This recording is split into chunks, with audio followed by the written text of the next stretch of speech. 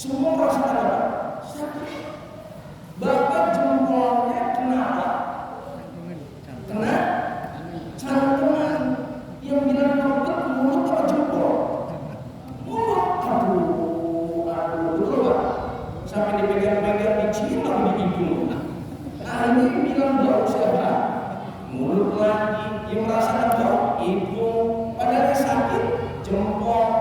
Terus kita maaf badan kita ada goresan pisau yang perih, yang tergores tangan, yang menyerang sakit mulut, yang merasakan sakit seluruh tubuh, meriang, infeksi dan sebagainya. Nah seperti ini pun ketika umat Islam di Palestina hak-hak mereka diambil, apalagi masjid mulia kita Al-Aqsa, Al-Quds, kiblat pertama kita umat Islam. Sebelum Rasulullah sholat menghadap Ka'bah Baitullah, itu Nabi sholat menghadap Al-Aqsa. Ada di situ Pak, di Saudi kan, antara di Saudi ada masjid kiblat lain, masjid dua kiblat.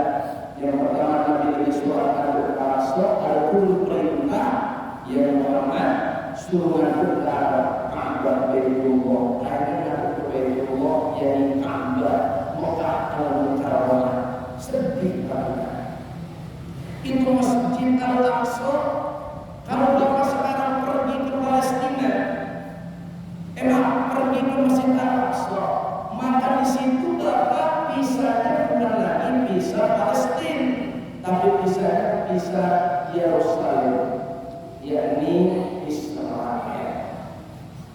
Makanya saya kemarin viral video ada reklaman itu, ayo semuanya kita aman-aman aja di sini, mau nggak apa-apa.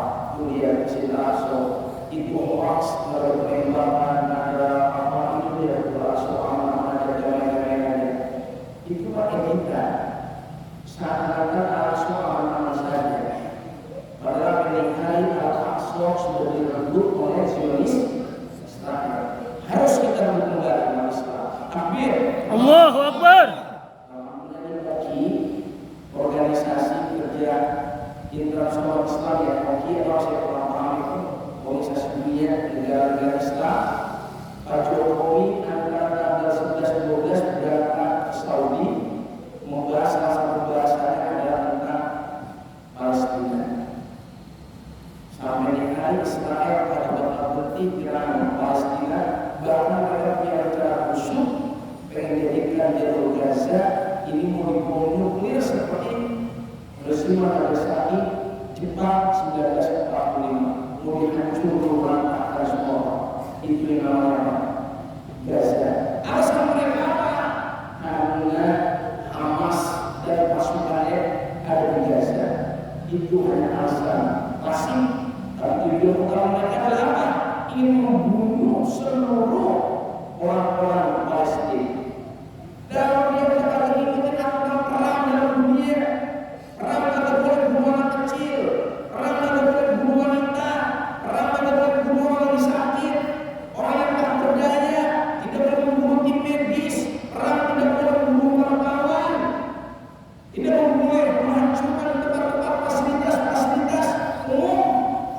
Ini malah rumah sakit yang langsung dibom.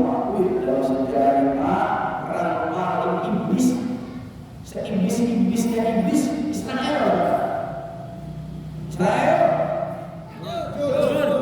Lupa Israel. Hancur. Israel. Hancur. Palestina. Palestina. Ambakar.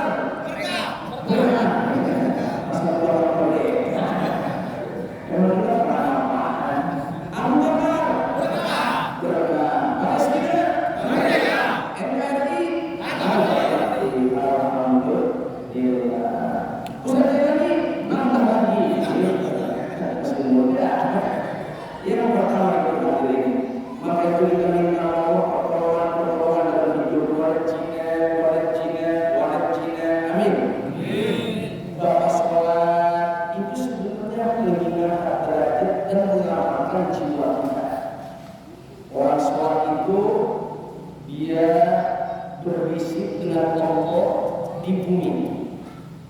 Tapi semua bisikannya sampai ke langit Allah Subhanahu wa Ta'ala. Bismillah. Pas mulai. Saya ulangi lagi. Kita sholat. Semua hamba Allah yang sholat ketika dia sedang sujud, hakikatnya dia sedang berbisik-bisik dengan Tuhannya di bumi. Tapi luar biasa suara bisikan-bisikan dia di bumi sampai ke langit Allah Subhanahu wa Ta'ala. Maka kalau kata dia keluar, sering-seringlah kamu sujud, sering-seringlah kamu sujud, artinya merendah di hadapan Tuhanmu, niscaya Tuhanmu akan mengangkat derajatmu. Jadi kalau kita semakin sering sholat, semakin tinggi derajat kita. Kalau sholat yang 5 waktu ada yang diomongin Pak, itu sholat wajib, kewajiban kita, betul. Maka derajat orang yang beriman, ada istilah orang yang ada yang Islam, muslimin, ada yang mukminin, nanti baru muhsinin, ihsan.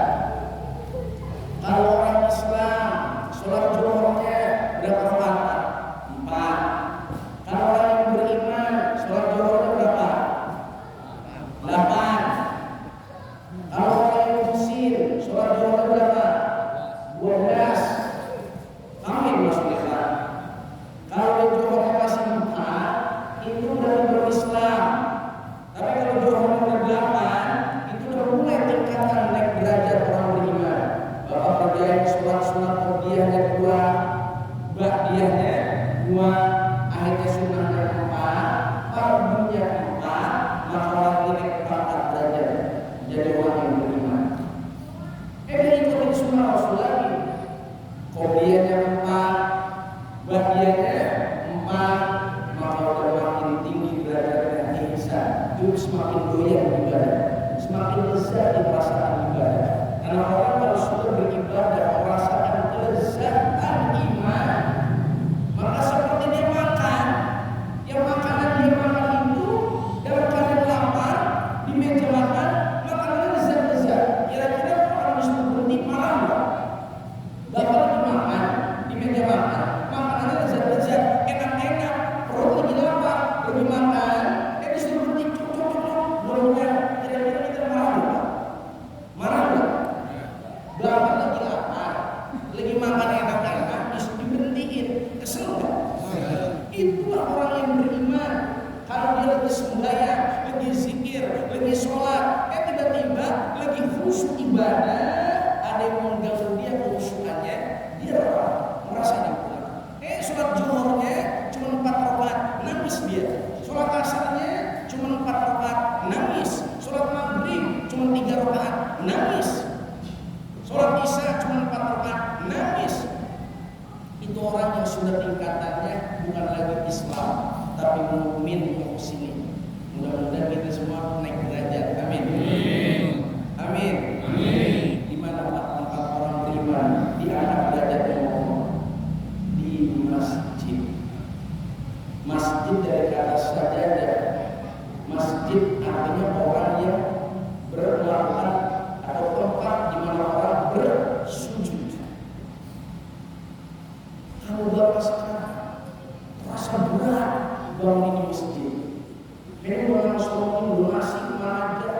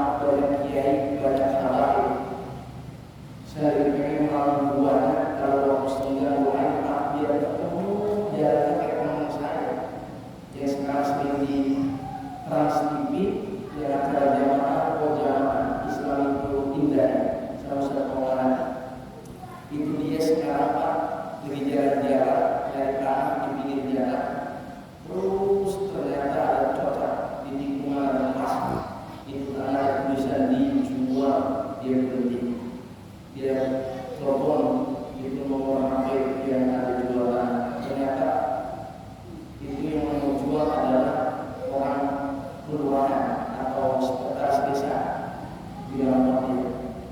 Ternyata sekretaris desa harus dipahami yang pilih pokoknya di kantor kelurahan.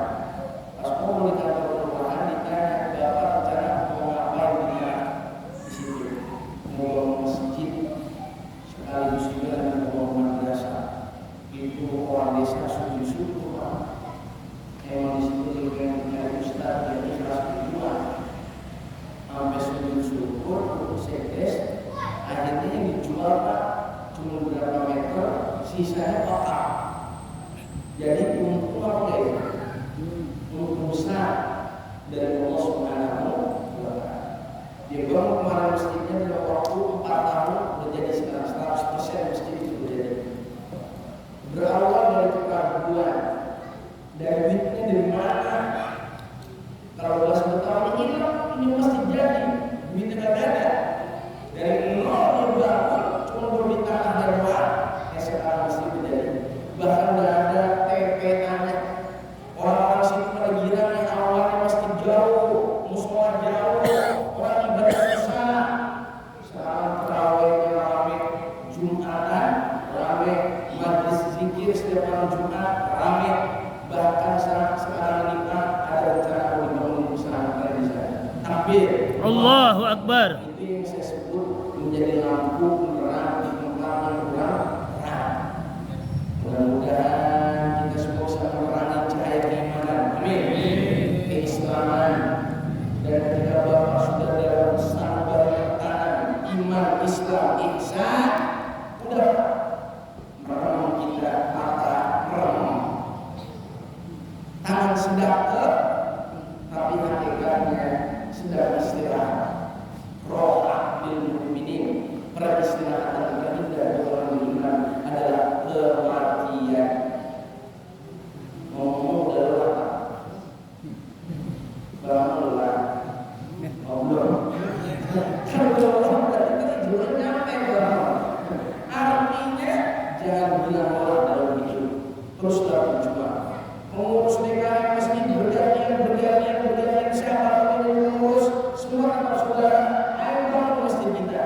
Maka innama ya'muru masajid Allah man amana billah wal yawmil akhir wa aqama as-salah wa ata az-zakah wa lam yakhsha illa Allah fa 'asa ulaika an yakunu minal muhtadin. Subhanallah. Sesungguhnya mereka yang memakmurkan masjid-masjid Allah hanya orang yang beriman kepada Allah. Orang yang ada imannya kalau bakal memakmuri masjid. Kalau mau berjamaah di masjid, kalau mau gabung di masjid, ini masjid berat kalau naik kaki di masjid. Orang-orang yang beriman saja yang langkahnya ke masjid. Bukan berarti kita merasa mulia orang-orang yang ada di masjid. Jangan sekali-kali merasa mulia. Justru dalam punya kewajiban yang mempermudah masjid, ajaklah saudara-saudara kita yang berangkat kakinya ke masjid agar mereka pun sama-sama kita memudahkan langkah kakinya di masjid untuk memakmurkan masjid. Betul? Karena memang membangun masjid itu susah, tetapi memakmurkan masjid jauh lebih susah. Membangun masjid itu luar biasa sulit, tetapi memakmurkan masjid jauh lebih sulit. Ya nanti bapak bisa bayangin, belinya kayak apa yang dibuat? Cuma orang yang pulang itu dari belakangnya udah kelihatan kayak modern. Ini kayak apa lu jadi cakapnya ini? Lalu misalnya sholat masih gini-gini aja, dengan perkembangan masjid itu habis. Mana itu dibangun cakap-cakap gede-gede? Oh yang saudara lagi. Ada teman yang lain. Itu bahasa ini mau terakhir. Bukan bahasa, apa maksudnya? Aja, saudara mau memakmurkan masjid, karena hanya orang yang beriman kepada Allah, wal yawmil akhir.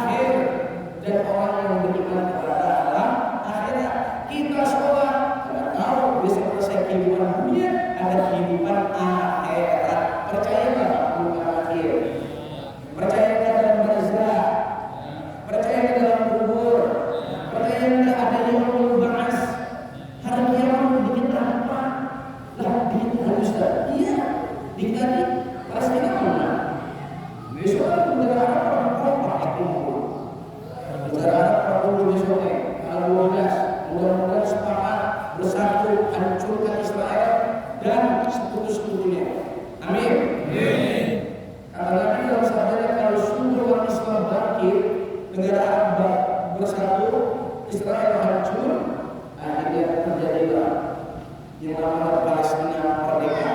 Lalu Palestina merdeka, Palestina bangkit, membangun damai, siap-siap Imam Mahdi segera turun. Lalu Imam Mahdi turun, mulailah itu musuhnya Imam Mahdi, ada yang bilang Nabi Isa turun, Al-Masih, yakni Al-Masih Ad-Dajjal. Dalam riwayat Nabi Al-Masih dibunuhnya Al-Masih. Ada yang Imam Mahdi lah membunuh Ad-Dajjal, Al-Masih Ad-Dajjal. Dan tidak akan terjadi kiamat kalau sebelum Al-Masih Ad-Dajjal sosok asli keluar Dajjal sesungguhnya yang disebut Syabdul Qadul Ilmu Taqiyah. Fa'anni ushbihuhu bi'abdil Uzza al-Qadir. Bisa jalan Rasul itu mirip ada Uzza al-Qadir. Lagunya, cerdasnya, pinternya, tapi licik, membohong, menghancur, menghasut, perusak, persis kayak sifat-sifat bangsa Israel atau kaum Israel Yahudi. Itu licik. Bahkan di ayat lain kalau kita lihat Quran surah Al-Isra ayat 4. Ini masih semangat. Semangat. Masih semangat ini. Ayat 4 kata Allah, Bismillahirrahmanirrahim. Wa qadayna ila bani Israila fil kitab la tufsiduna fil ardi marratayn wa la ta'lunna 'uluwan kabira. Dan telah ditetapkan kepada bani Israel dalam Alkitab. Alkitab di sini adalah Al-Quran. La tufsiduna fil ardi marratayn. Itu ciri-cirinya orang-orang Yahudi suka berbuat kerusakan. Ada yang bilang marratayn ini ada 2 kali melakukan kesalahan. Ada yang bilang marratayn ini artinya berkali-kali tapi tidak pernah dipelajari. Emang itu ciri kaum Bani Israel Yahudi suka berbuat kerusakan. Wa ta'lamu 'uluwan kabira, dan mereka itu berlaku sombong dengan sesombong-sombongnya, kesombongan yang sangat besar. Itu cirinya merusak, sombong, itu Israel. Tapi dia punya kemampuan cerdas Pak, di atas rata-rata. Mungkin kalau pernah dengar juga di ayat lain bagaimana kisah umat Israel ketika dibidik yang disuruh saya sapi, pakai sok-sokan dia nanya warna sapinya, dia nanya gemuk atau kurusnya, dia nanya modelnya, dia nanya warnanya, akhirnya membuat dia kesulitan dalam hidupnya. Cerdas tapi bodoh. Mudah-mudahan kita doain Israel segera dihancurin Allah. Amin. Dan Palestina segera merdeka. Amin. Amin. Dan kita doain segera bakar biar segera jadi. Diberikan kemudahan dari pintu-pintu mana kita tidak tahu, saya yakin Allah yang akan bergerak. Tugas kita hambanya cuma bergerak kota bawah. Nanti jalannya Allah yang akan kasih jalan kita, petunjuk jalan yang berkaya Allah Subhanahu wa Ta'ala. Demikian hadirin, tanpa terasa aku masuk waktu saya. Sudah masuk? Sudah ya? Mari sama-sama kita baca surah Al-Fatihah. Malam ini mohon maaf jujur ya, mau saya pulang dan sebagainya. Ini luar biasa dari pelatih saya muter. Ini tadi Kelapa Gading sama di Mahmudiyah Masjid Alam. Ada rumah itu lain bersama Habib Muhammad bin Habib dan juga Habib putranya Habib Ali Asgaf Sayyidullah. Mudah-mudahan keselamatan saya berwafat. Dan Allah berkait dalam kita, Allah sehatkan zuriat dan batin kita tanpa kita sadari Allah masih sayang sama kita. Apa yang membuat Allah sayang sama kita? Hari ini bapak-bapak dikasih gampang duduk di masjid, beriktikaf dari maghrib sampai ketemu waktu sholat berikutnya yang isya. Itu pahalanya lebih baik daripada kita mengenai ibadah haji dan umroh. Mudah-mudahan pahala haji, pahala umroh Allah berikan kepada kita semua. Walaupun hari ini ada yang belum sempat umroh, baru sekarang malam dia bilang dia sempat umroh karena ada duitnya, tapi karena waktunya belum sibuk sekali Pak. Jadi dia umroh salah sekarang sibuk terus.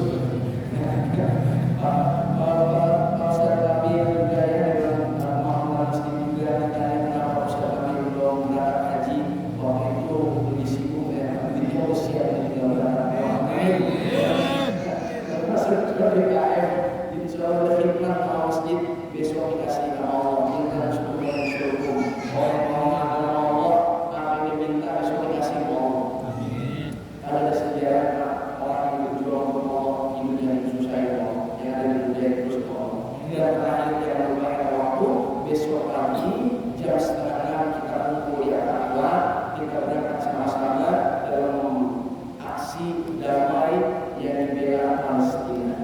Mudah-mudahan dengan semakin berkembangnya orang bela Palestina, membuat orang Yahudi semakin berkecil. Amin. Please berdoa semua. Mulai kita hari ini usahakan jangan sering-sering. Karena sekarang ada fatwa dari KMI sudah sah menggunakan label-label orang Yahudi hukumnya.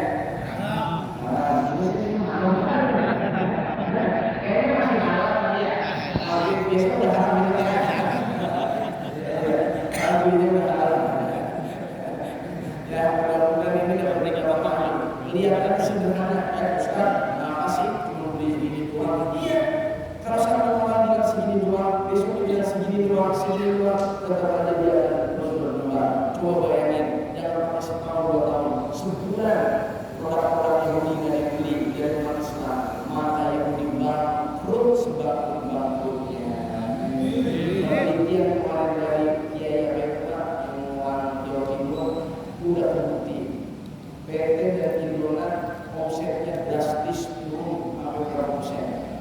8% dalam usaha dalam tarif 8%, 1% itu rugi. Apalagi sampai 8%. Impor terbaru udah naik hampir 50%. Kalau dalam orang bangkrut berarti dia nggak lagi bisa memberikan apa? Asupan senjata, membeli barang-barang buat membunuh saudara kita di Palestina. Kalau Israel bangkrut, jadi berhenti Israel menyerang Palestina bukan dengan kapal ayo. Kalau berhenti kita tidak punya bikin bangkrut Israel. Kalau bangkrut nggak punya duit, nggak senjata,